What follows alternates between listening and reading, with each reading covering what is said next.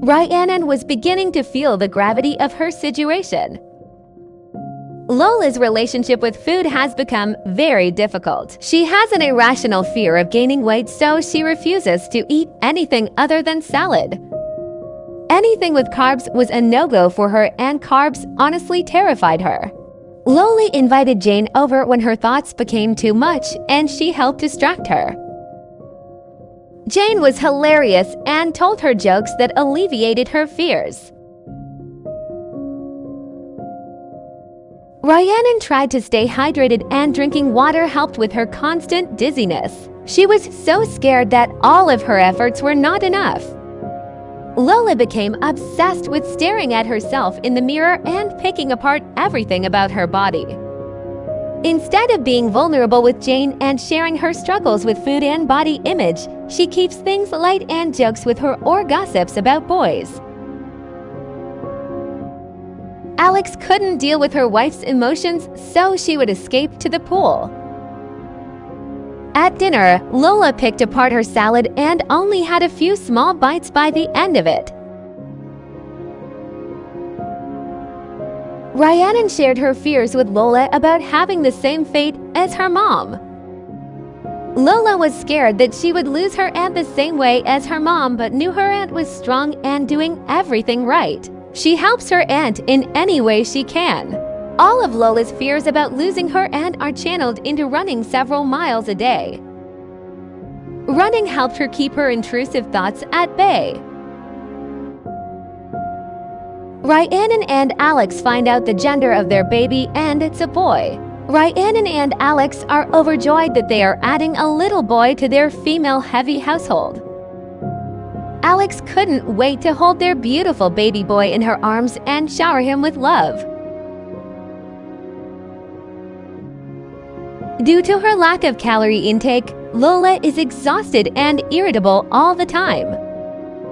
Instead of giving her body the calories and energy it desperately needs, she pushes herself even harder. She wasn't going to quit until she saw the results that she wanted to see. The problem is, deep down Lola doesn't think she will ever have a body that she is happy with, but she refuses to acknowledge her concerning inner thoughts. The time had come for Rhiannon to be induced and give birth to her little boy. The doctors suggested that she opt for a cesarean, so they gave her an epidural to manage the pain before surgery. Thankfully, the pain wasn't terrible yet, and the epidural did wonders for her. Rhiannon was so thankful that her wife was there to help her through contractions and wasn't pulled away to set while she brings their child into the world.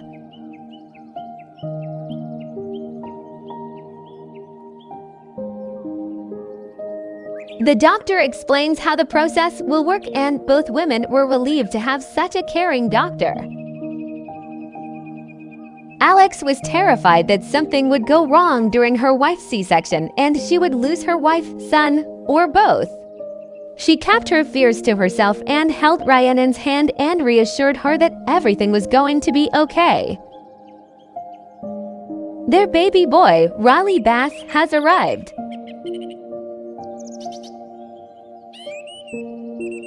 Wait, what? Twins? Rachel Bass Rhiannon is a big Friends fan. Both women were shocked to learn that they were not just bringing one baby home, but two. The doctor explained that Riley was the bigger twin and hid his sister from the ultrasound, so she was undetected. They were given double the blessings, and their hearts could not be fuller. Having twins was very overwhelming for the Bass household. Rhiannon was determined to breastfeed both babies, but that meant Alex couldn't help with the feedings. Alex took this as an out for all parental responsibilities, and instead she focused on charming more directors and co-stars. Rhiannon was more maternal than her anyways, so she focused on bringing home the money. Motherhood was challenging for Rhiannon, and doing it essentially alone was overwhelming. Alex chose not to think of how this was affecting Rhiannon. Instead of sleeping while the twins slept, She watched them sleep and wear upon clothes for them. She didn't think that she would be around for them, so she soaked up every minute of time with them, and watching them breathe brought her comfort. Alex charmed everyone in attendance as she does because she was an electrifying presence that captivated anyone around her. Except Rhiannon, who was too exhausted to do anything except care for the twins. Alex even played a concert outside of their home for fans and colleagues alike to truly go above and beyond for her public image. Rhiannon didn't care about her family's fame, she just wanted her kids to feel loved. Lola couldn't stand sweets around her, and it made her nauseous at the sight or smell. She stuck to her daily salad instead, which was comforting for her. Alex shared the excitement of her last few weeks, and Lola held on to every word. Lola asked her aunt if she could start trying to get into the business by modeling. Alex thought this was a great idea and even buys Lola her own camera and tripod. Rhiannon's birthday is today, so Alex bakes her wife a cake in between her busy schedule. Lola keeps her aunt company while she cooks and grills her more about the specifics of modeling. To make her Aunt Rhiannon's life easier, Lola helps with the twins. They were cute, but she did not care much for screaming, poopy blobs that couldn't even talk. Alex realizes she's been so busy with work and has neglected her family, so she tries to make up for it. Happy birthday, Rhiannon, and welcome to adulthood. If she thought she was stressed now, just wait until a midlife crisis hits. Lola practiced modeling poses in the mirror for hours. She knew she was model material, but she also hated her body so much that she doubted herself constantly. Rhiannon cherished her time with the twins and reveled in the fact that they were soon to be toddlers. But Alex was not there. So Rhiannon soaked up the last moments her little babies were actually babies and hated that her wife was more devoted to work than her family. Alex wished she could be there to celebrate her twins' birthday. She did. But her job was important and the money she brought home kept them afloat. She wished that she wasn't always called away for a role, but she had to do what she had to do, and surely her wife would understand. She hoped someday that her kids would understand. Lola does. Rhiannon felt like a single mother, and it broke her heart that Alex was so absent. Alex thought about her babies growing older today and used that emotion in her performance, which allowed her to give an authentic performance. Rhiannon supported her children through their aging up process alone, without her wife or niece. Rachel is inquisitive and hates the outdoors. She got through her fight scene by channeling the anger her wife must be feeling towards her. Rhiannon was angry, but Alex was providing for them, so how could she be mad? Riley is a charmer and toy-obsessed. Her last scene was playing the guitar, and she truly wished that she could be playing for her family and not on a set stage.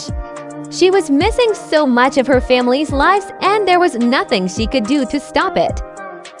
The Bass household just got much louder and out of control, with the twins able to toddle their way through the home. Lola noticed a very cute guy from her school walking on the trail outside of her home, so she decided to take a chance and strike up a conversation with him. His name is Blaine Buck, and he is known as a bad boy in school, and that drew Lola in. She knew that he was bad news bears, but she liked his reckless reputation and unpredictable behavior. She told him he was hot and gave him her phone number. Lola wanted to get in Blaine Buck's tight pants. Lola loves selfies. Blaine was eager to hang out with the sophomore with the most banging body, as he so lovingly put it. Lola ate every word Blaine said up, though. She hated her body, and to have someone praise it was the validation she needed to hear over and over again. Lola fell for Blaine so quickly and wanted to spend every second of the day with him. She followed him around like a puppy while he did his thing. His indifferent attitude towards life and oftentimes Lola herself was intriguing, and it made his affection towards her all the more special. She even let herself be talked into roller skating, which she found ridiculous normally, but claimed she was a pro to try and impress Blaine. She was better than Blaine, which wasn't saying much, but she had the upper hand with him for once, and she didn't feel powerless for once. Rhiannon loved spending every free second with her kids now that she was back at work. And Alex spent her morning coffee with her wife and kids. When she wasn't with Blaine, Lola felt so bad about herself that she couldn't do anything except work out. When she didn't have constant validation that she was skinny and beautiful, she absolutely crumbled. She knew her family loved sweets, but she could not have it in the house without gagging, so she threw away everything with artificial sugar. She wrote in her diary about how hopeless she felt. Although she was losing more weight than recommended by her doctor, she still felt so heavy and unappealing. She stood at the mirror for hours and nitpicked every single flaw about her body. When her Aunt Alex was on the treadmill, she did vigorous workouts in her room because simply sitting in her room made her anxious. She needed to feel like she was losing weight every moment of the day, or the weight of her body felt heavier. To feel fuller throughout the day, she drank copious amounts of water. Rhiannon could see the changes in her niece's weight and how quickly it was happening, and she worried for her Lola. She didn't want to be overbearing or make Lola feel embarrassed in any way, so instead she reminded Lola of when they used to eat pancakes as a kid. Lola declined her offer of food and claimed she ate early that morning, but told her aunt that she loved her and appreciated everything she has done for her. Lola took it one step further and asked her aunt what she thought of her weight loss, testing her. Rhiannon replies that Lola has always been beautiful and she wished that she could see herself the way that Rhiannon saw her. Lola was touched at her aunt's response, but it wasn't what she was looking for. Lola went up into her room and did another hour of vigorous workouts because her Aunt Rhiannon didn't tell her how skinny she looked. Lola took full advantage of the new camera and tripod that her Aunt Alex got for her. She was going to make a name for herself in the modeling world no matter what it took. Rhiannon came in and discovered Lola in her underwear posing for the camera, and she lost it on Lola. She told her she was beautiful and would get far in modeling without resorting to nudity, but Lola didn't care what she had to say. The twins were absolutely inseparable, just like they were in the womb, and they did everything together like playing dolls. Blaine offered Lola a hit of his green on the bus ride home. She felt great and carefree for once, but it also brought her hunger to the forefront, so she decided to never do it again. Blaine came home with her that day from school, and they finally got to have some alone time that wasn't in public. She felt like a silly girl in love, but she didn't care because she was happy. She poured herself a glass of wine to make herself more comfortable.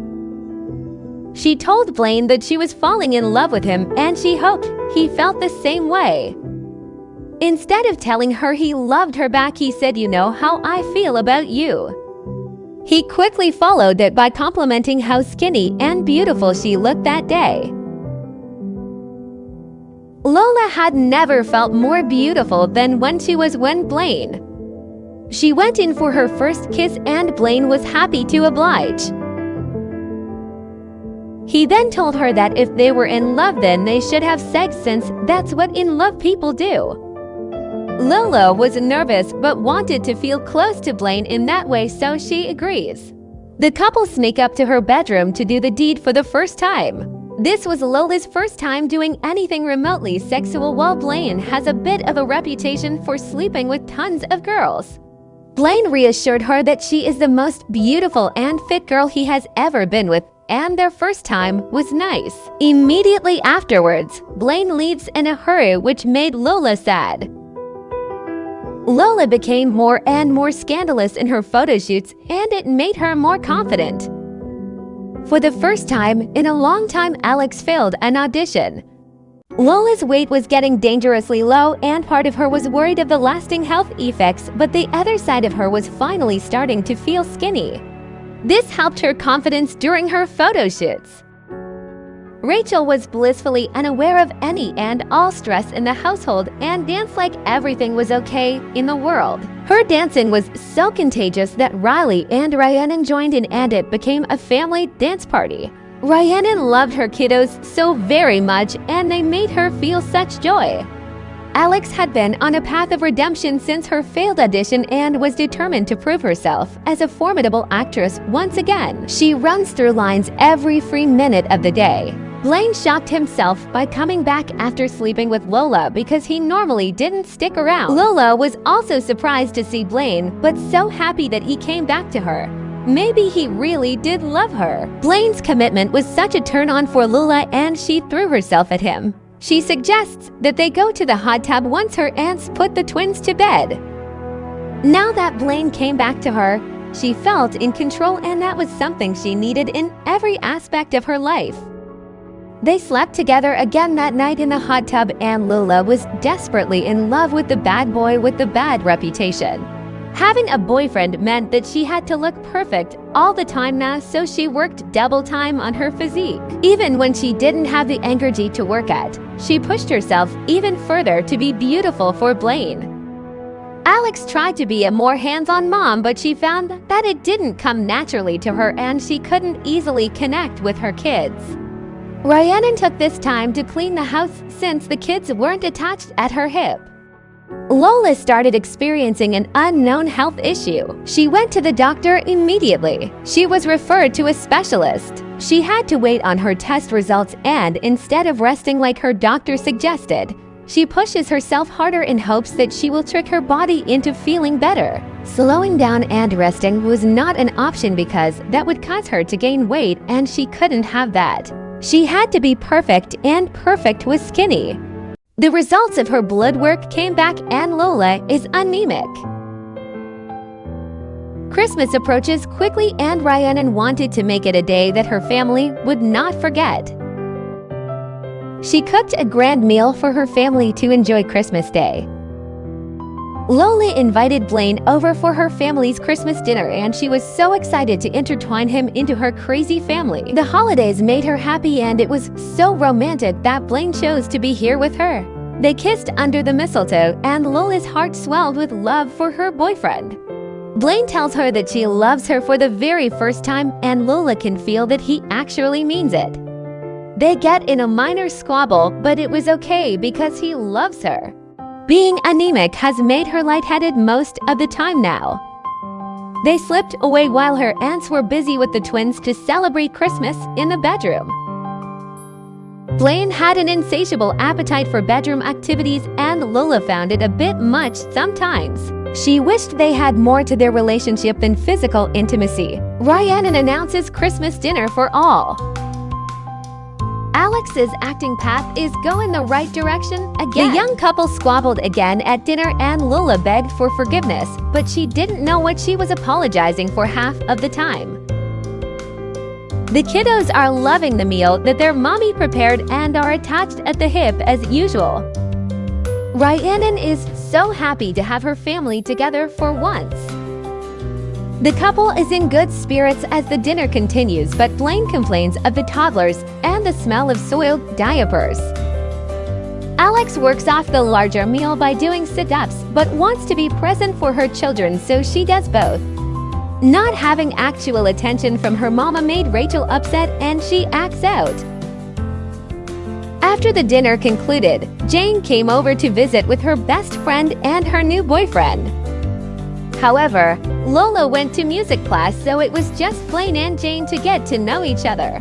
Jane thought Blaine was very funny and they had a lot in common, like their style and music preferences. They got on like a house on fire and Jane wondered why Lola liked Blaine because he could not give her anything that she desired, such as fame and money. Jane betrayed herself and her best friend when she started flirting with Blaine. She simply could not help herself. She added Blaine's number in her phone against her better judgment. Blaine suggested that they hang out sometime and Jane agreed happily. Lola returned home from music class and immediately felt a vibe in the kitchen that she did not care for. Jane and Blaine didn't even notice she walked in the room. Lola announces her presence with guns blazing and accuses them of flirting. She asserts her dominance to her best friend by planting a kiss on Blaine in front of her. After Blaine leaves, Jane and Lola have a heart-to-heart before going to bed. Jane was sleeping over and Lola couldn't go to sleep until she got everything off her chest. She tells Jane she loves Blaine, and even though he is Jane's type, she begs her to back off and let her be happy. Jane assured her best friend that she would never do anything to betray her trust. Lola is happy with her response and tells her that Blaine would never go for someone like Jane anyway, so no harm done. That final comment didn't sit well with Jane, and she was confident she could get with Blaine if she tried. She pretends to go to sleep that night. Lola falls asleep quickly without a second thought of what her bestie might be planning. After Jane knew that Lola was soundly asleep, she sneaks out from under the covers. She gets dressed in her most scandalous clothes and puts on heavy makeup in hopes of impressing Blaine. She asks Blaine to text her his address. She sneaks out of the bathhouse and heads to meet her best friend's boyfriend in the middle of the night. Blaine immediately invites her into his home. His mom was working the overnight shift.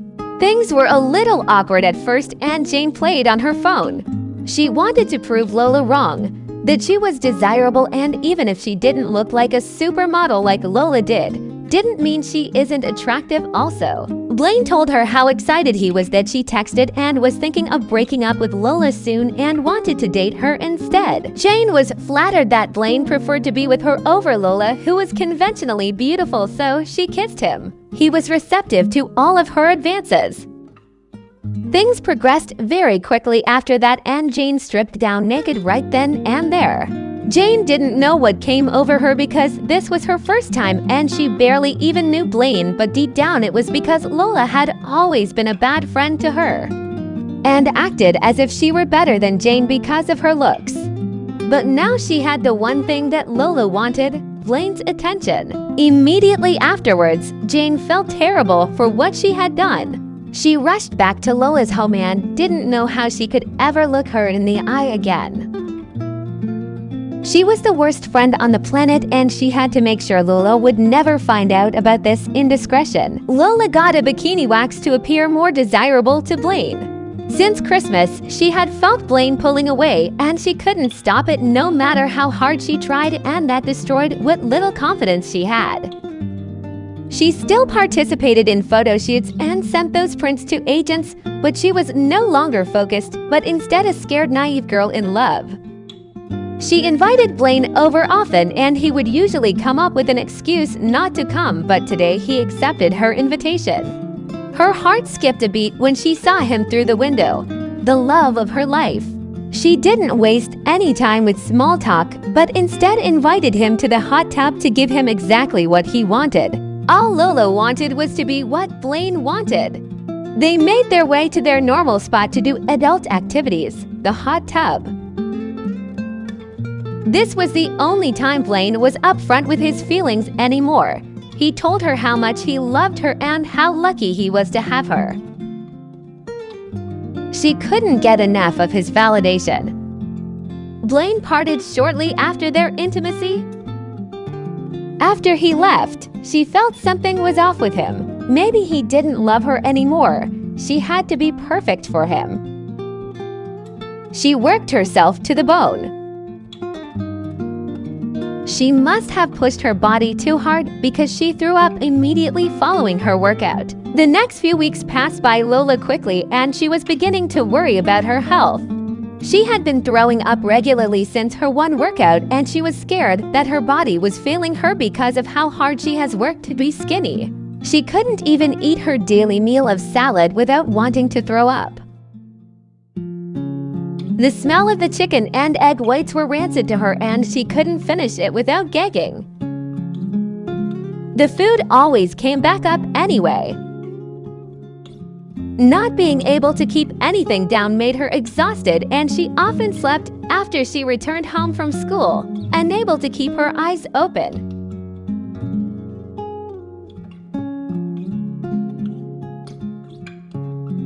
Lola had to run twice as much to keep the weight off, and no matter how hard she tried, she couldn't lose the water weight by her stomach. And to make matters worse, Blaine wasn't responding to her messages anymore. She was steadily gaining weight, and she couldn't understand why, since she was doing exactly the same regimen as before. She slowly came to realize that being pregnant was a possibility, and that terrified her. Lola confides in her Aunt Rhiannon on the matter of her possible pregnancy and is terrified that her aunts will cast her away if she is indeed with child. Rhiannon is disappointed and scared for her niece being only 17, but assured her that she will be there for her every step of the way. Lola is her first baby and will protect and stand by her through everything, but suggested that Lola take a pregnancy test before she panicked too much. Lola is absolutely petrified as she pees on the stick that could determine her entire future. Her life is over if there are 2 lines on this test, and she will never fulfill her dreams of being a model. Lola couldn't believe her eyes while she stared at that stupid test for what felt like hours. She was pregnant with Blaine's baby at 17. Most women feel excited to have a baby growing inside of them, but all Lola felt was emptiness and dread. She tells her Aunt Rhiannon of the results of the test, and she too was shocked and devastated. She was happy to have another baby to smother with love, but sad because she knew this is not what her Nick wants for her life. Lola tells her aunt off by stating that it's not her life that is being ruined, it was her own. Despite the squabble, Rhiannon accompanied her niece to her doctor's appointment with nothing but support. After ample time to let her new reality sink in, she told her Aunt Alex, who would be a much harsher critic than Rhiannon. Just as expected, Alex is irate and beyond disappointed that her perfect niece would screw up the path that she had paved the way for since she had gotten into the industry. Alex yells at her to leave immediately.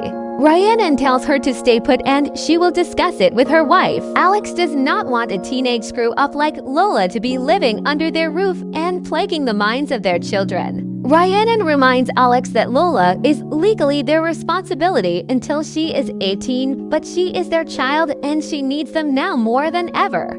After hours of arguing, they come to the compromise that Lola will stay in their care until the baby is born, and then they will renegotiate.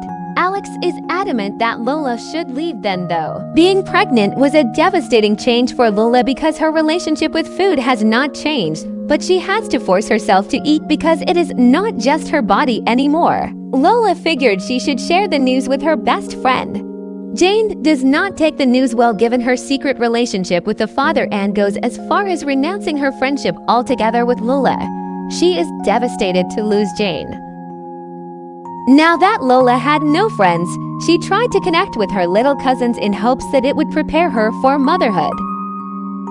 If anything, it showed her just how non-maternal and ill-prepared she truly was to bring life into this world. She knew she would be a bad mother and felt bad for her unborn baby. Lola had to tell Blaine. Blaine psyched himself up to finally break it off with Lola, completely unaware of the life-changing news she was about to share with him. They engaged in meaningless small talk for a while so Lola could build up enough courage to tell him. Lola had a nausea spell and had to order food to ensure that she wouldn't throw up on the father of her child and ruin this moment. She is finally able to utter the words "I'm pregnant with your baby" to Blaine, and he does not take the news well. He tells her that he is only 19 and does not want a baby to drag down his life, nor does he want a baby mama to be tied to for the rest of his life. She begs him not to leave her in the most vulnerable moment of her life. Unfazed, Blaine ends their relationship and shares the bombshell that he is now dating Jane, and neither of them will be a part of she or the baby's life moving forward. It's official, Lola's life is over before it even really began. She had no friends, no boyfriend, and she was pregnant before she graduated high school. Pregnancy was taking a lot out of Lola, mind, body, and soul. She was exhausted all of the time and skipped school some days just to nap the entire day. Being pregnant was her own personal hell because she had to eat 3 meals a day every day to nurture her unborn child. It angered her and made her feel like an engorged whale. She tried to call Blaine at least once a day to try to change his mind, but to no avail. She really was going to have to do this all on her own. Her morning sickness was getting better now that she was past the first trimester, but it hadn't fully stopped. Alex and Rhiannon got the kitchen ready to celebrate their twins' birthday as they were aging into children today. Happy birthday, Riley!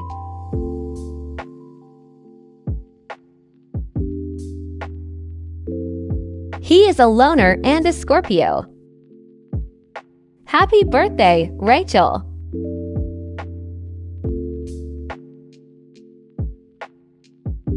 She is a Leo, not a Scorpio, and insecure.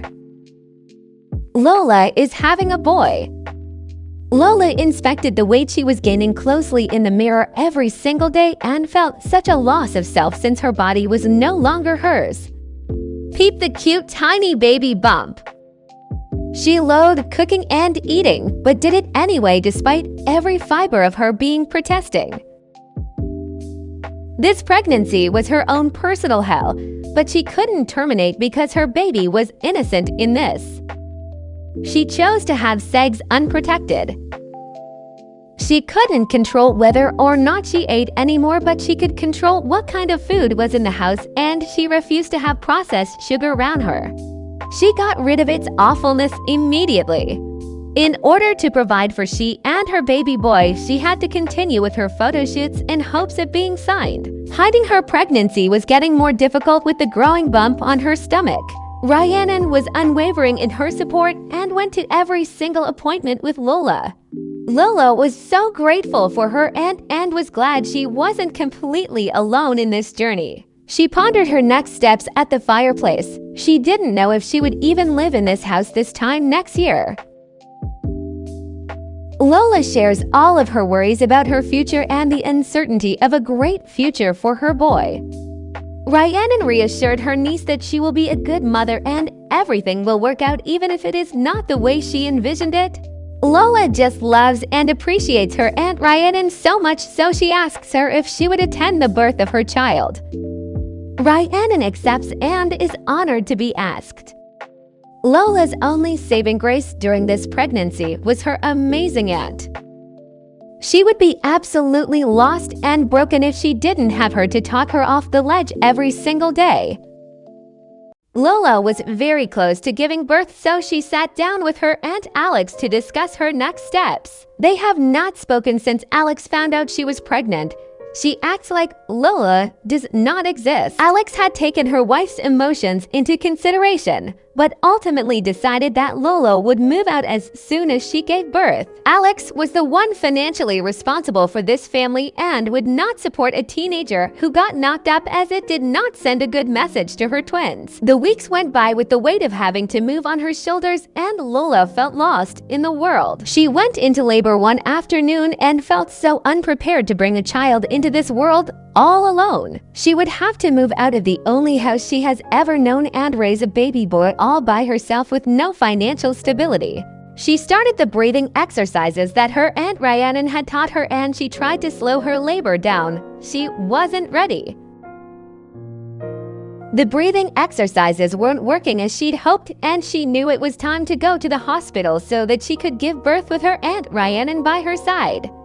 Aunt Alex declined her invitation and counted the minutes until she was out of the house. Aunt Rhiannon was there for her niece every step of the way and held Lola through every contraction. She knew how terrified her niece was and wanted to be her saving grace during the most uncertain and scary time of her life. Lola tried to even her breathing because she started to have a panic attack at the fact she was about to have an actual baby in her arms in a few short hours and couldn't handle that fact.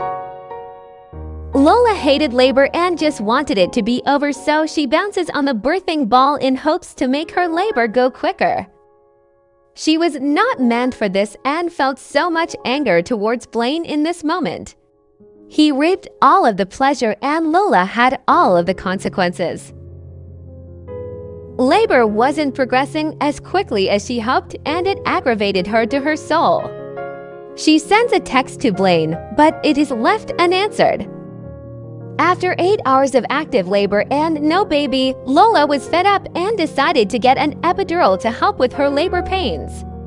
She felt worlds better after receiving the shot in her spine and wished she would have gotten the epidural as soon as she got to the hospital.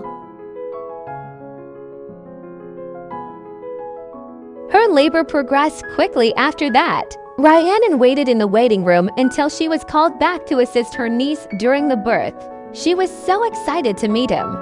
Pushing was an excruciating and unpleasant experience for Lola, but every second brought her closer to the little boy she had been growing in her belly for 9 months. She wished Blaine were here to meet their son. She was grateful to have her Aunt Rhiannon there to hold her hand and encourage her. She was scared she would have to do this completely alone, but her aunt made it so she had at least one person in her corner always, and she could never repay her for that kindness. Baby boy is here, our 2010s heir. Meet Theo Smiley. Lola stared at her newborn child with many emotions: love, sadness, terror, and happiness, but her heart was full. She was now a mother at 17 and Theo's father wasn't in the picture, so she vowed right then to try her best to give her son a happy life. She wouldn't allow either of them to be a statistic. Lola and Theo returned to the Baz house to pack their belongings and move into a small apartment to start their new lives together. Rhiannon apologized profusely for not being able to stop this. She gave Lola enough money for she and Theo to live comfortably for a year, unbeknownst to her wife, of course. This was a sad moment for both of them, and they clung to each other for a long moment. Lola and Theo moved to a quaint apartment across town. She was now an independent adult with a child. Lola chose to live modestly in order to ensure the money that her Aunt Rhiannon gave her lasts. She and baby Theo live in a one-bedroom apartment together. It's a little cramped, but not so bad. Lola chooses to look at it as a new beginning for she and her son, and she will make her own way into the agency, one way or another. The apartment building is gross and the adjustment is a lot for Lola to come to terms with. Her one saving grace through this entire ordeal is her sweet Theo. She didn't think she would like being a mother, but it isn't as bad as she expected it to be. They would learn how to be independent together. Lola's 18th birthday came a few weeks after moving into the apartment. She bakes herself a cake to celebrate, but knew full well that she would not eat a crumb of that cake. Happy birthday, Lola, and welcome to young adulthood.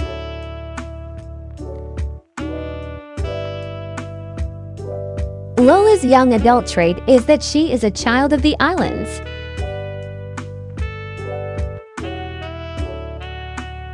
Her aspiration is still to be famous. She won't give up on that dream so easily. She feels a sense of entitlement now that she is a legal adult. She had no real skills for a job and felt as though it was beneath her to work in fast food or retail, so she relies on her beauty to get her through this next chapter of life. By signing up for a sugar baby website, some old, lonely sucker would surely want to be in a relationship with her. Old habits die hard, and Lola throws her birthday cake in the garbage. She was still eating nutritious food, just not that filth. She checked her sugar baby profile often and had many offers for arrangements. One particular man caught her eye, a talent agent for the stars named Jonathan Thorpe. They decided to meet at the nicest restaurant in the city. Lola was surprised at how attractive the man was in person and really hoped that this arrangement would work out. They were seated at their table so Lola and Jonathan could get to know one another better. Jonathan was a 68-year-old father of one and a widower, and he decided to make a profile because he is very busy with work but still would like the companionship and the opportunity to help a beautiful woman out financially. They had very little in common besides both being parents, but Lola really wanted this to work out for the financial stability and the potential connections to start her modeling career. Jonathan is very wealthy and is not currently in an arrangement with anybody else. Perfect. Jonathan seemed very smitten with her and praised her beauty throughout the entire outing, which Lola loved. He suggested that they go back to his home to discuss the specifics of their arrangement further. Lola was upfront with him and asked if they could start a sugar daddy relationship, and he accepted. Lola felt so empowered by this, and it was a bonus that Jonathan was an attractive man for his age. They seal their new mutually beneficial relationship together with a kiss, and Lola was shocked at the sparks she felt. Lola suggests they go inside and celebrate their relationship with physical intimacy. Jonathan, of course, accepts eagerly. Lola services Jonathan in the living room before the main course of the evening. Lola checks out the home while walking to the bedroom, and she loves it. It's somewhere she could live and is nicer than her current home. Lola decides that she is going to tell a minor white lie to Jonathan. She tells him that she is on birth control and there is no need to wear protection. She uses her power of seduction for good and he agrees. Jonathan begs her to stay the night with him, but Lola has a baby to get back home to. She promises to see him soon and thanks him for such a wonderful first night together. Theo is so happy to see his mama when she returns home and does not care for the daycare he is sent to when Lola is on her escapades. Lola was conflicted. She was seeing Jonathan in order to provide for Theo and is in theory supposed to hate it. However, she cannot stop thinking about him and hopes to see him very soon. She shakes away thoughts of Jonathan and instead focuses on her son, who has not seen her all day. Does it make her a bad mom to have not really missed Theo even though she was gone the entire day? Even if it does, she is here now and Theo is well provided for. Weeks later, Lola began to have morning sickness, or what she hoped was morning sickness. As she cleaned her toilet, she felt giddy that her plan to get pregnant with Jonathan's baby in order to secure his fortune may be happening. She looked at herself in the mirror and examined herself to see if she noticed anything different about her body, and her stomach did look a little bloated. Lola texts Jonathan and asks if they could go to one of his celebrity parties. They meet at one of the clubs that he frequents, which is a rooftop bar. The couple was very loved up from the moment they saw each other. Lola felt happy when she was with him despite her brain telling her that she needs to treat it like a business transaction. They decided it was a beautiful night to take a dip in the pool. Lola got flashbacks of she and Blaine in the hot tub, and that made her sad, but Jonathan was a man of honor and wouldn't treat her like that. Despite his older age, Jonathan had the ability to be goofy and funny, and that was a quality that Lola liked to see. She felt safe and happy in his presence. Jonathan ordered them each a glass of wine, and Lola knew it was a bad idea to drink given her current condition, but did it anyway so she didn't offend her man. The wine made her sick and she excused herself to the restroom to vomit. Despite that hiccup, the couple enjoyed their evening and Lola decided to ask for a larger allowance since Jonathan had loosened up with the wine. Their outing got physical after that despite them being on a very public rooftop bar. Neither could help themselves and their connection was almost feral with desire for one another. The bartender closed the rooftop bar early to allow one of his most lucrative customers to avoid scandal by having public public sex. The two made love as the sun rose over them, overcome by passion and romance of the evening. Lola frantically texted the daycare stating she lost track of time and would be there soon. She didn't stop thinking about her escapade with John for... After weeks of purely speculating, Lola decides to know once and for all if she is pregnant with Jonathan's baby. With Theo, she hoped and prayed that the test was negative, but here she is not even 2 years later hoping and praying for the opposite result. She is pregnant. Her and Theo's lives were about to change forever, and they would be financially taken care of for the rest of their lives. The first person she thinks of to call and tell the news is her Aunt Rhiannon because she is always supportive. However, her aunt's reaction wasn't at all like it was when she was pregnant with Theo. Her aunt had turned cold and disappointed like how her Aunt Alex was the first time around. Rhiannon told her she was careless, but when Lola told her that she did it on purpose for money, Rhiannon couldn't hear anymore and promptly left the apartment. She clung to her little Theo because it seemed now that he was the only person in her corner.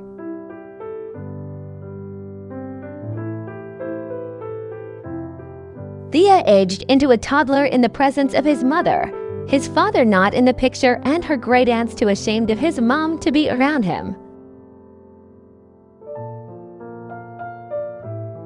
Theo is wild and fussy. Oh boy. Theo toddler fit check.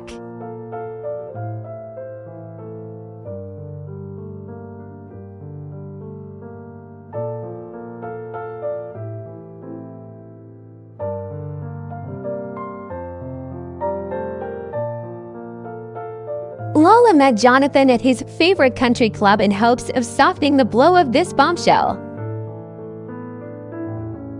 She pulled out all of her best moves in hopes of buttering him up and making him fall in love with her. She continued the flirting and compliments when they sat on the terrace. She was suddenly nervous that her plan could explode and she could potentially raise two children in squalor. Eventually, Jonathan noticed a shift in her mood and asked her what was the matter. Lola stalled and told him that he would hate her forever if he knew her secret. He gave her words of encouragement and told her that he could never hate her.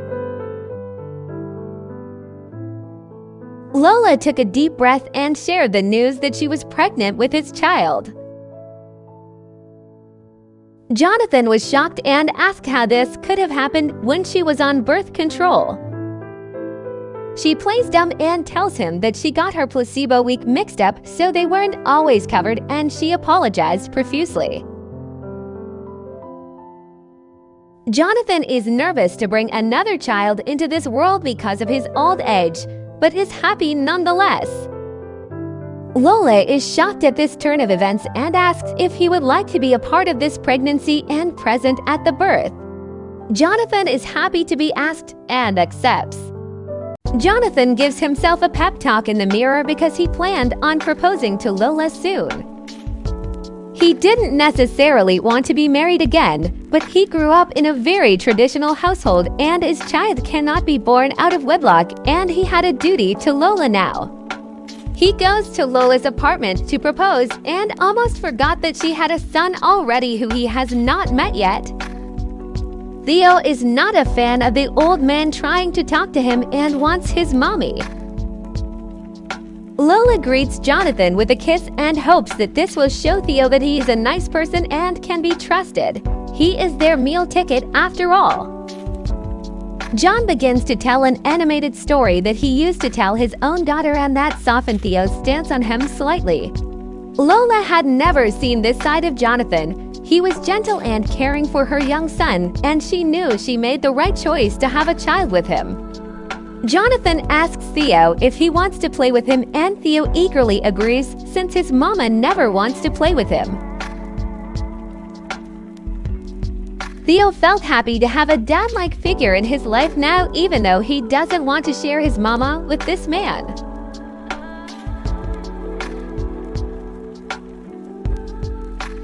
Lola watched her son and boyfriend play together and her heart swelled with happipness.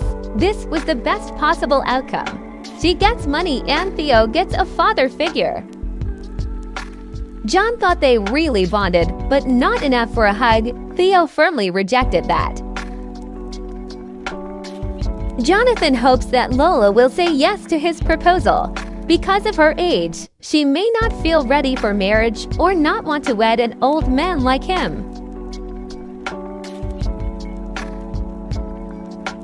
He was unsure of the strength of their relationship. He barely knew the young woman. He musters up enough courage and asks Lola for her hand in marriage. She happily accepts the proposal, and beknownst to John, this was the best possible outcome for Lola. She hoped he would forget to enforce a prenup or to sign his fortune to her and their child in his will. He asks Lola and Theo to move in with him, and Lola eagerly accepts, happy to be rid of this shabby apartment and ready to live in a nice home again. Poor Theo was thrusted into a new environment without a second thought, and he was unsure of his surroundings now.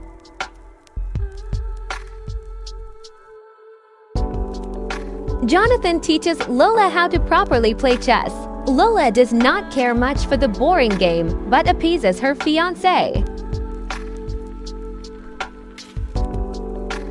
John accompanied Lola to her doctor's appointment, and her anemia has worsened during this pregnancy.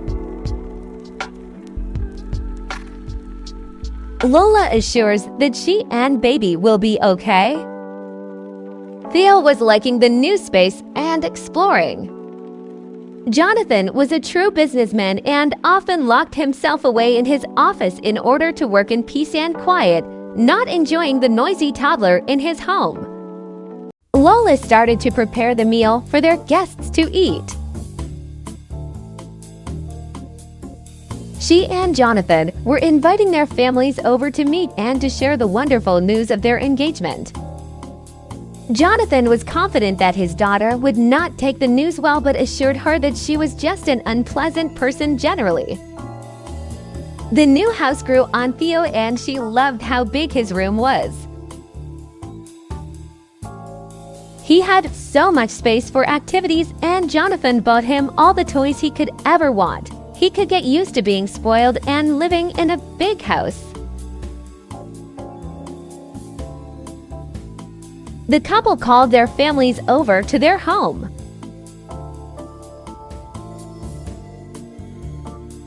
Lola offered for Jonathan to feel her belly with their baby moving to give them both courage for this dinner.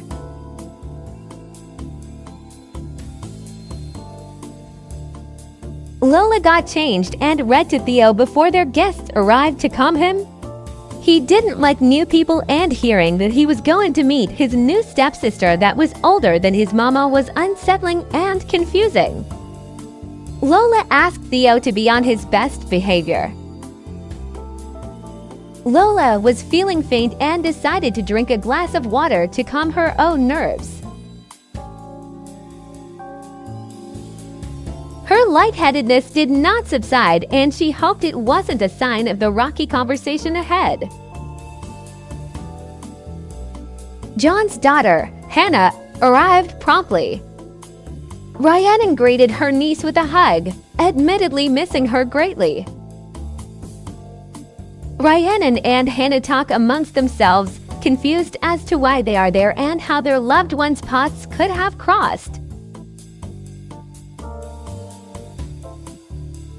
Lola calls everyone to the meal. The four adults sit down at the table, and Rhiannon quickly catches on that this old man was the father of Lola's second child.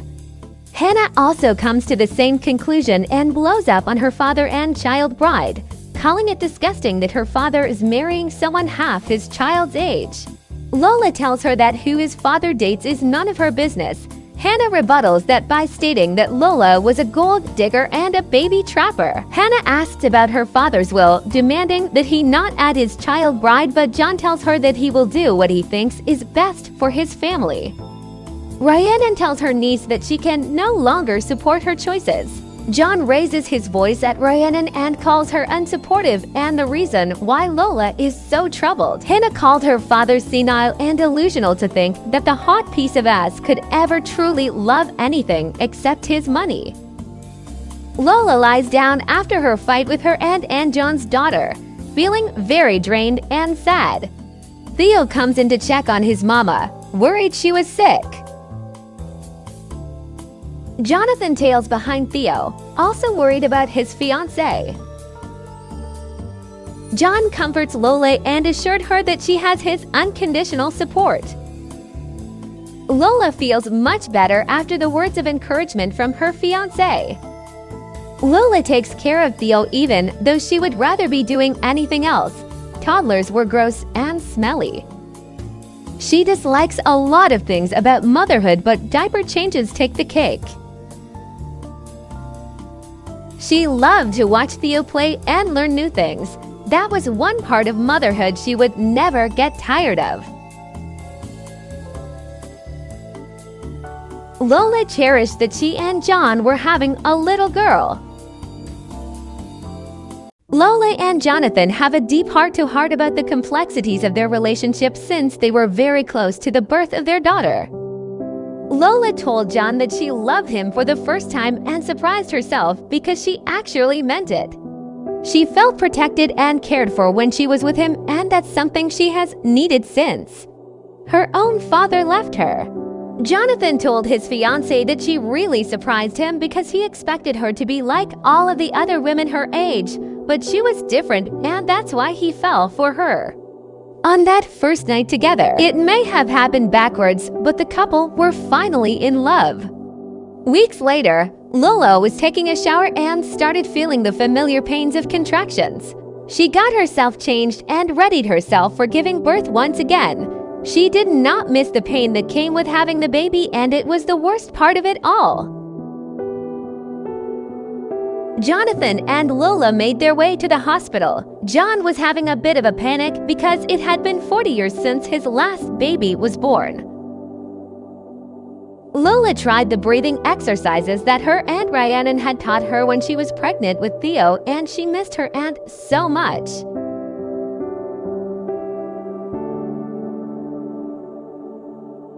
John helped his fiancée through the contraction pains by massaging her back while she swayed on the birthing ball.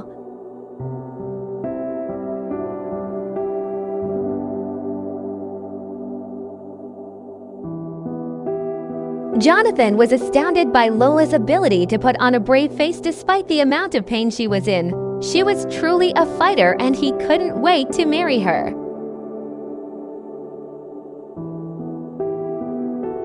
Lola's doctor checked the progression of her labor, and unfortunately she was only 2 centimeters dilated, which meant she was likely to labor for several more hours. Poor Lola was so exhausted that she took a little nap on the sidewalk during her walk. Jonathan was called into work, and he debated for a long time whether to go or not, but ultimately decided that Lola would want him to make them money. After Lola got back to her hospital room and saw the text that Jonathan had to leave, she called her Aunt Rhiannon and begged her to come and support her during this time. Rhiannon declined the invitation and told Lola that she loved her so much but couldn't continue to enable Lola's terrible life choices, and this broke Lola's heart into pieces. Lola bounced on the birthing ball and tried to come to terms with the reality that she would be giving birth completely alone. Was her aunt right? Was she making terrible life choices that would destroy not only her life but her children's? All of this worrying has apparently done wonders for the progression of her labor, and she was fully dilated and ready to push. Lola looked around the empty room and had never felt so alone. The pain ripped through her body like 1,000 knives, and she wished she could have a hand to hold and could be told words of encouragement, but instead she was coaching herself silently. Through the agony, she pushed as hard and as fast as she could. She just wanted the nightmare to be over with and reap the only benefit of this situation: her baby girl. baby girl has arrived. Meet Ivy Thorpe. Lola couldn't help but cry when she held little Ivy in her arms. This little girl was so beautiful and she hoped so much that she wouldn't screw her up, or worse, she hoped Ivy didn't turn out like her. Jonathan and Lola hadn't spoken since Ivy was born. Lola was icing him out for leaving her at the hospital. Lola focused all of her energy on Ivy, but knew she would have to talk to her fiancé soon. Lola finally sat him down and shared her feelings with him. She was so hurt that he would choose work over their family and that he left her alone in a position of such vulnerability. Lola hated what she saw when she looked in the mirror, and she had never been this heavy in her life. She felt gross and was going to get back into supermodel shape. Theo doesn't like the attention being taken away from him and given to Ivy instead. John yells at Theo that he is being ungrateful and selfish and should be thankful for his new sister. Lola runs her little heart out in the weeks before her wedding in order to have the perfect body for she and John's wedding and honeymoon. Theo had become a bit of an annoyance to Jonathan, so he is mean to him when he disrupts his television shows. Lola thankfully has decided that she should take birth control to keep her from procreating anymore now that she has gotten exactly what she wanted from having children: money. The time had finally come for Jonathan and Lola to tie the knot. Lola had wanted a large crowd full of John's colleagues, but he preferred an intimate ceremony, so that is what they had. They shared personal vows with each other. Lola shared her struggle with never feeling loved until she met John. John shared that after his late wife died that he thought he would just live the rest of his days alone, but he found Lola and his world turned upside down.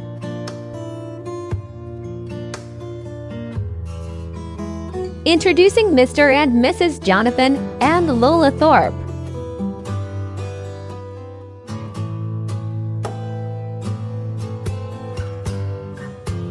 Theo watched his mother and his stepfather get hitched from afar. He was happy for his mama but didn't care for Jonathan. Lola gave her firstborn love after her vows, but before the newlyweds left for their honeymoon. John and Lola traveled to Sulani for their honeymoon.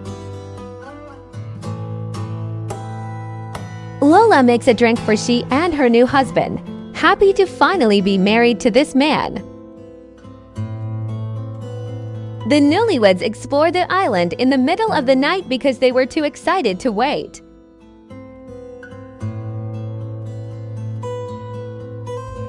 After swimming in the ocean, Jonathan had an appetite for non-ocean related things. The couple relaxed on the beach outside of their bungalow and kissed in the moonlight. They were so in love and so happy to be husband and wife after over 2 years of being together. A great time celebrating together, obviously. The morning after their wedding arises, and they are still just as loved up. Lola goes back into the ocean to parasail, but John was too exhausted to do so and stays at the bungalow instead. Jonathan cooks he and Lola a grand breakfast to commemorate their first morning as husband and wife. John started to feel faint with pain in his chest. He has a massive heart attack in the bungalow alone. He passes away on the floor with his wife nowhere to be found.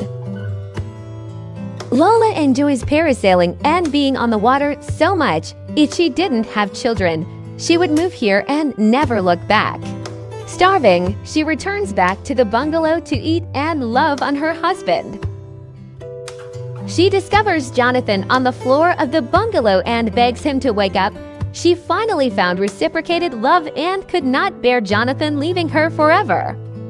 It was no use, Jonathan was gone. She said goodbye to Jonathan when she returned home from Sulani without him. Lola felt so alone in this world again without John. She was a single mom once again. Theo wasn't really bothered that the old man was gone. He was mean to Theo. Lola clung to Ivy in the weeks following John's death. She was the only piece of him she had left.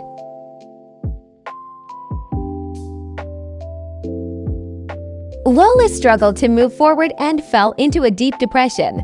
She simply went through the motions of living without really being present.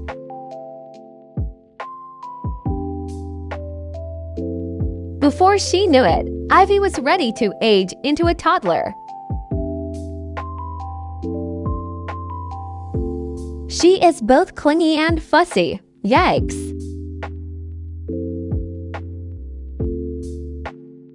Theo was an unhappy child and often cried for little reason at all. It upset him that his mother never paid attention to him anymore, and he and Ivy spent much of their time at daycare. Slowly, Lola came out of her depression and began to enjoy the little things in life again. She saw a lot of John in their daughter, and that brought her comfort. She tried to be the mom that she knew her children needed her to be. She couldn't emotionally neglect them anymore like she did immediately following John's passing. Her children needed her. And in some ways, she needed them too.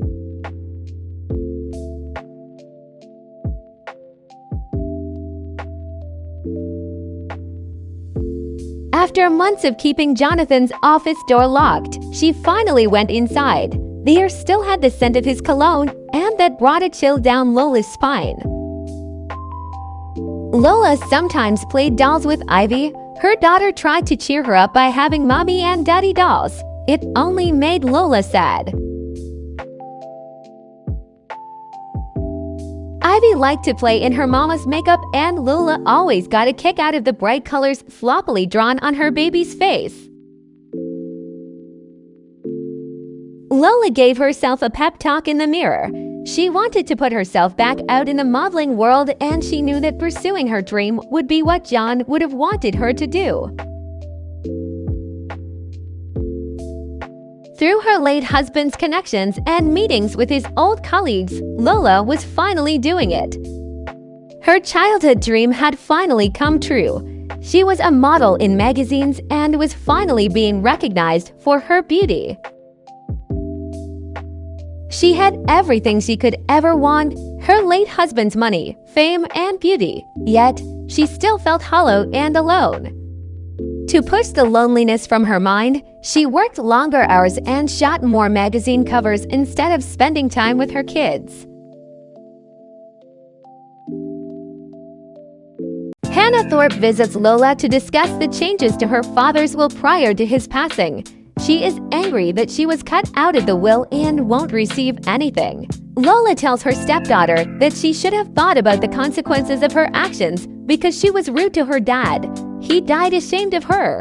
Hannah does not take this well. She tells Lola that she was a manipulative bitch and that's why she was cut out of the will. Her father was old and vulnerable, and Lola preyed on him for his money. Lola slapped her so hard that she passed out. Theo was acting up again in order to get his mother's attention. Lola could see her son was struggling and showed him love because that's all she could do. She felt like she had much better of a connection and bond with Ivy than with Theo. She felt horrible for thinking it, but he was such a difficult child and being around him felt like a chore or a duty. Lola hoped that she and Theo would bond more often once he aged up into a child. Maybe the toddler stage was bad for every parent, and after gaining more emotional control they become tolerable. Happy birthday, little Theo! So sorry that your mom doesn't like you much. Theo's child traits are animal enthusiast, child of the island, and good. His childhood aspiration is to be a rambunctious scamp.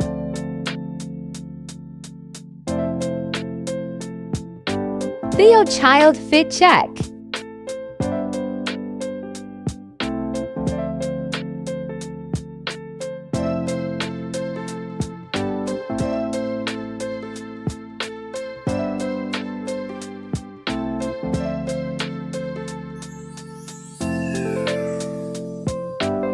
Now that Lola was gaining a celebrity status in the modeling world, She was invited to the top clubs in the city to hang out with other models and wealthy men.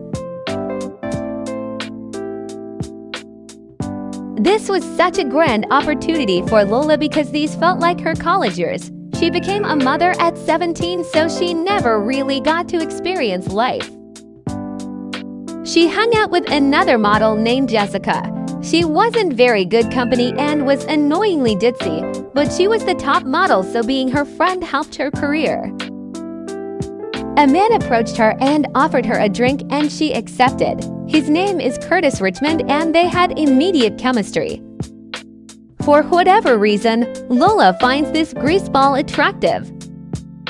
They stayed at the club until the sun rose and chatted about everything together. They discussed their childhoods, past relationships, and even kinks. Lola wanted to take him home with her, but he said he was a gentleman and insisted that he take her out on a date soon, to which she accepted happily. Ivy was upset that her mama was leaving the house once again and bringing them to daycare. The date with Curtis was high profile given her status as an up-and-coming model. Instead of taking Lola to the hottest restaurant in town, he took her to a dingy restaurant. Lola was confused and a little disappointed, but kept an open mind because she really liked Curtis.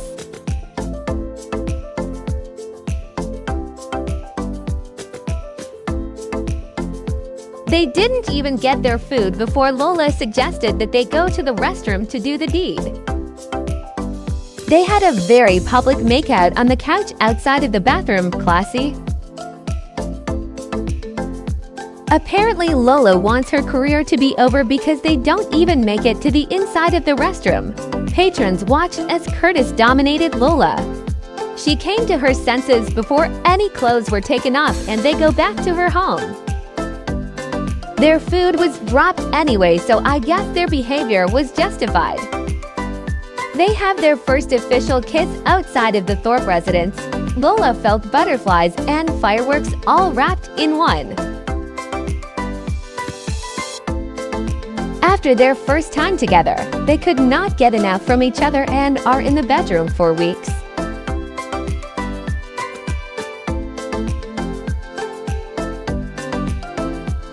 Ivy and Theo watched a lot of TV during this time with the volume up high to ensure they are not scarred for life. When I say these two would not stop having sex, I mean IT, doing it everywhere all of the time. Theo plays computer games in John's old office to escape from the unpleasantness of his home. After getting all of the sex out of their system, Lola and Curtis give their first date a second chance. This restaurant was nicer than the last, but still wasn't the posh places she was used to. She asked Curtis if he was of limited means. He tells her that he lied about being rich because he wanted to get to know her and didn't think she would give him the time of day. She told him that she was crazy about him. She has all the money in the world because of her first husband. After the date is over, Curtis officially asks Lola to be his girlfriend, and she happily accepts. Curtis has practically moved in at this point, never going back to his home and instead staying over every night. He was a decent cook, so he cooked every meal for his beloved Lola. Theo got bad vibes from Curtis and made his thoughts known to his mother's new boyfriend. He made fun of him, and Curtis didn't appreciate that. Curtis told Theo that it was in his best interest to keep his mouth shut. He loved children and wasn't above smacking the crap out of a little shithead who won't shut his mouth. Theo wasn't scared of this small, broke man. He knew his mom would break off this relationship if Curtis did anything to him, so he continued to run his mouth. Helpful it would drive Curtis away. Cute little Ivy is so oblivious to all of the drama going on in this house and instead focuses on her rings. Lola continued to gain notoriety in the modeling career. Things continued to escalate with Curtis, and he even pushed Theo at one point. Ivy continued to be the golden child who Lola doted on. She truly didn't like to be around Theo the same way she did with Ivy. The current state of the household was beginning to grate on Theo. He hated that Curtis was living in his home and making his life hell every single day. He gives himself a pep talk so he could speak to his mom about the awful things that Curtis was doing and saying to him. He hoped that she would believe him. He sets the table and does other chores around the house in hopes that this would butter his mom up in believing him more. He sits his mom down and tells her the awful story of Curtis through his eyes. Lola reprimanded him, telling him that he was upset that she was happy she didn't believe a single word that her son said. Theo felt so lost and helpless. Lola told Curtis of the stories that her son was spewing and they both laughed about the unbelievable nature of what he was saying and celebrated their romance with Segs. "Oh, Lola, you're such a bad mom for this." "Lola is doing it though, so go her, I guess." Theo felt stuck in his room the majority of the time. He cried often because he felt so hopeless in this situation. Curtis was ruining his life. How could his mom not believe him? Curtis was a vile human being and Theo was her son. She should believe him. Thankfully, his mother brought he and his sister to Sulani for a vacation. The downside was that she also brought freeloading Curtis along with them. Lola and Curtis barely paid attention to her children and instead allows this occasion to be one of love. So much so that Curtis decided to propose to Lola after only a few months of knowing each other. Being the stupid, hopeless romantic she is, Lola accepts. Lola and Curtis are getting hitched, unfortunately for everyone. Theo was so distraught that he vomited. This was devastating news for him to witness. His situation was only going to get worse with Curtis being his stepfather. Even Ivy, who did not know what was going on most of the time, was not happy with her mama getting married so soon after the passing of her father. She stomps on her sandcastle in protest. Unfazed by her children, Lola celebrated her engagement with her new fiancé. Because they were already in beautiful Sulani, they thought it was silly to wait and plan a wedding when they could elope here and now. Poor Theo felt the gravity of the situation with every step towards his seat. Lola was foolish and decided that their love was strong enough to skip signing the prenup even though Curtis is broke and jobless. This was Lola's absolute karma as she did the same thing to Jonathan. She and Curtis were really a match made in heaven or hell. The rings were purchased and picked out by Lola. Curtis did not contribute at all. Introducing Mr. and Mrs. Curtis Richmond and Lola Thorpe Richmond. Theo could not pretend to be happy for his mother.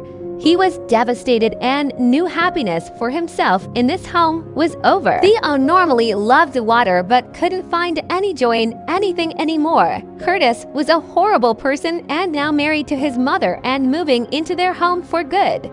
That's a power move to wear shoes in the ocean, but you do you, Kurt. The happy couple celebrated their nuptials for 2 weeks in Sulani. They sent the children home after 3 days and spent the rest of their time there consummating their marriage on every island.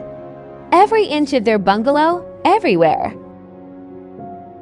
Lola didn't return home from Sulani and instead flew to Paris for a photo shoot. Lola hoped this was an opportunity for her new husband and children to start anew and learn how to get along. She wanted peace in her household without Theo trying to ruin her happiness. He was just like his father. She tried to keep her family drama out of her mind during her photo shoot because this was an amazing opportunity for her career. She was working with the most famous photographers in the world. Back at the Thorpe residence, Theo and Ivy largely ignored their new stepdad and instead watched endless television. Kurt didn't appreciate being ignored in his own home, so he asserts himself in their conversation. Theo purposefully continued his conversation with his sister without acknowledging Curtis, and that angered him. Curtis got in Theo's face and threatened to beat him up. Theo was now very scared of Curtis and didn't feel safe in his home anymore. Anytime he was alone, he would cry. He cried for his mom, who didn't believe him. He cried for the loss of childhood he was experiencing and the absolute terror he felt every second of the day. If Curtis heard the boy crying, he would interrupt him with ridicule and screaming. Theo's only defense mechanism was to make fun of his stepdad to keep himself from absolutely losing it. He refused to cry in front of Curtis because that only gave him more power. A particular argument between Theo and Curtis was physically harmful to Theo because he is a literal child up against a grown man.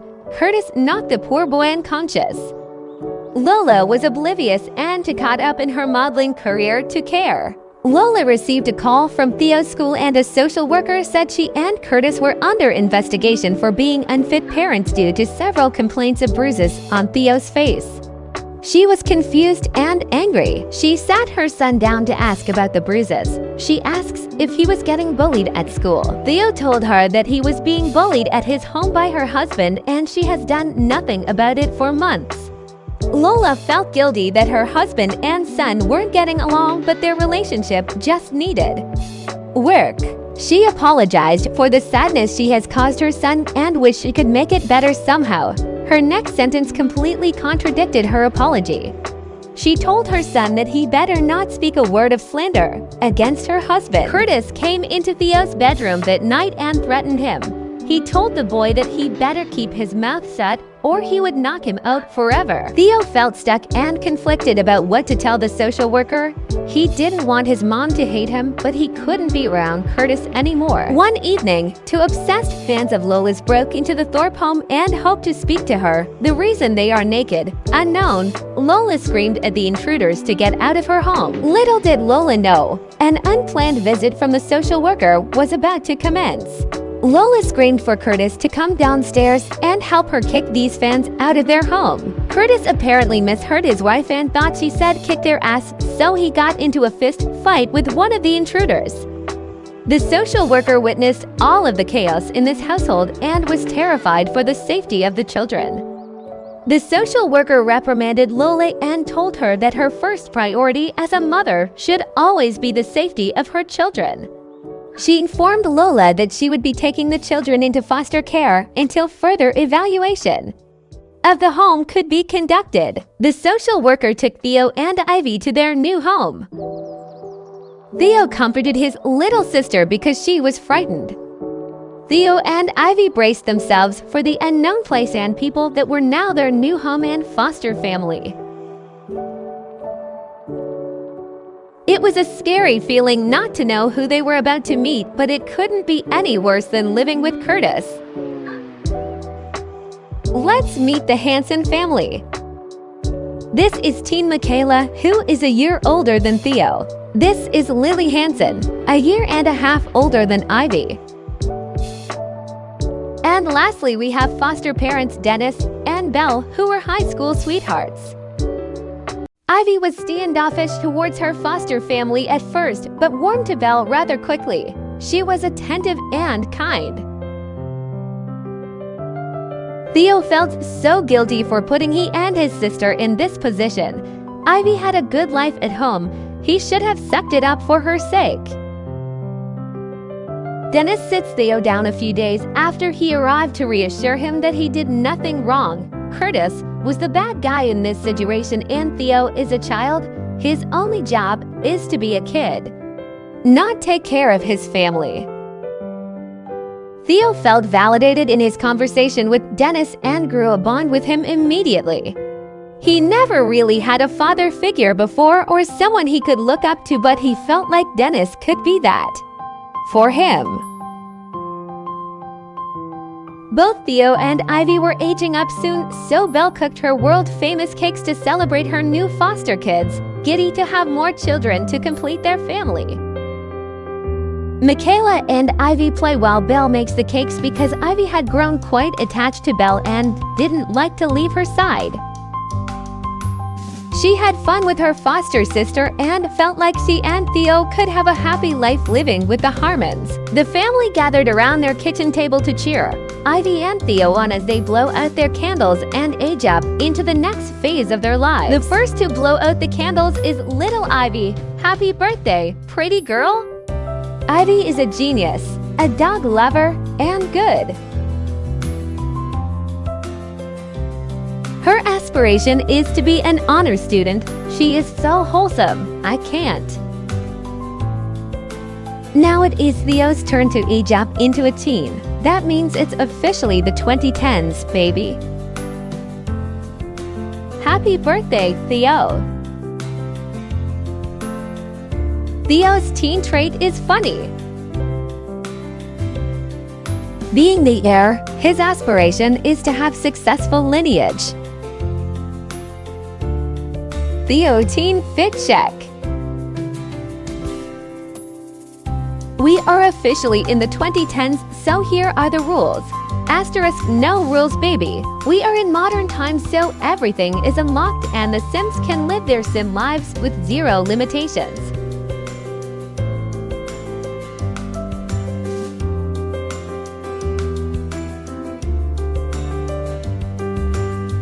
Both Theo and Ivy are very smart and genuinely like school, so they often sit together on the back deck and do their homework. Sometimes Michaela joins them to chat and get to know the strangers living in her home. Theo is particularly interested in getting to know Michaela. They are similar in age and now go to the same school. Michaela liked to talk to Theo too. She thought he was hilarious. She was very smart too, and Theo sometimes pretended he didn't know the material so she would help him. Belle kept a close eye out on her teenage daughter and in a teenage foster son. Hormones go wild at this age.